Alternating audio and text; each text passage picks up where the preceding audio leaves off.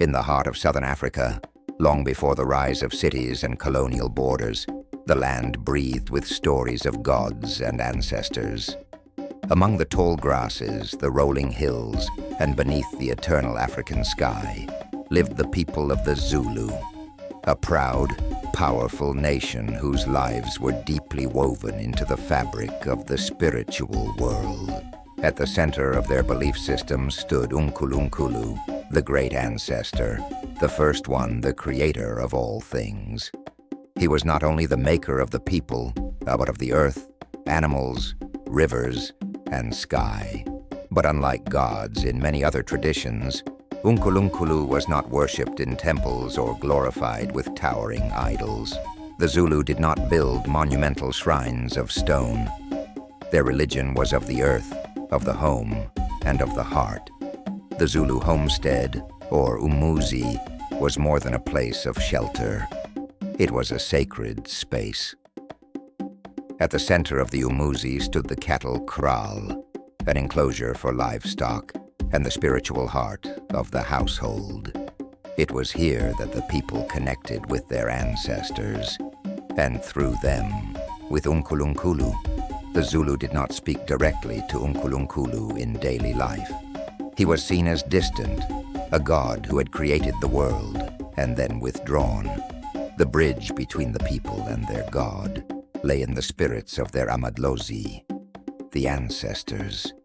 When the rains failed to come, or a child fell ill, or a journey of great importance loomed, the family would make a sacrifice, a goat or a cow, depending on the gravity of the need, would be offered to the spirits.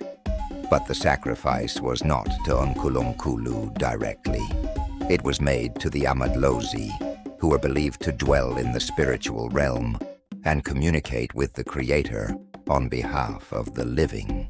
The elder, often the head of the household, would kneel beside the kraal, near the ancestral gateway, a space believed to connect the living and the dead. The animal was then sacrificed with reverence, its blood seeped into the earth, a gift to the ancestors. Its meat would be shared in a ceremonial meal, symbolizing the unity between the living, the dead, and the divine. These rituals were not everyday events, but they were central to spiritual life. Daily reverence came in simpler forms, a whispered prayer, a cup of beer poured onto the ground, a song sung at dawn, when the people needed guidance, when dreams grew strange or illness took hold. They turned to the Sangoma, a healer trained in the mysteries of the spiritual world. The Sangoma would consult the bones, a sacred set of divination tools, and speak with the ancestors. It was believed that through these spirits one could learn what Unkulunkulu willed, or what needed to be corrected in the life of the family. Healing, spirituality, and the natural world were never separate among the Zulu. Every tree had its spirit, every storm had its reason. Life was not random. It was guided, watched over by unseen hands. There were no written scriptures, no stone tablets. The sacred lived in story, in ritual, in song. Even the layout of a homestead followed spiritual rules. Huts were placed in certain directions. The entrance to the kraal faced east, toward the rising sun, the symbol of life and renewal. And though Unkulunkulu was distant, his presence was everywhere.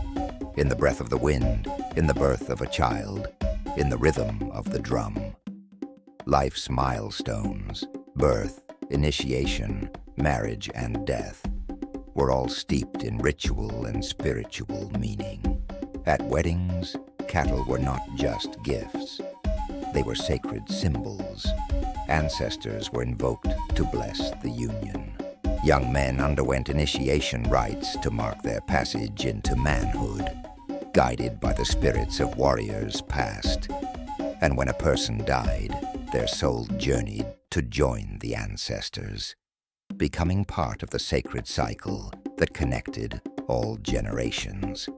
In times of crisis, the entire community came together. A communal sacrifice might be held. The people would gather in song and supplication, not to demand, but to ask, to connect, and to remember their place in the great order of creation. The Zulu people of old did not worship Unkulunkulu with gold or temples. They honored him through living in harmony with the world he had made, by respecting their ancestors, and by walking the path of Ubuntu, the belief that a person is a person through other people. In every drumbeat, every fire lit, every child born, the spirit of Unkulunkulu lived on, distant, yes, but never forgotten. Thanks for watching, and don't forget to like, share, and subscribe to this channel. Ciao, guys.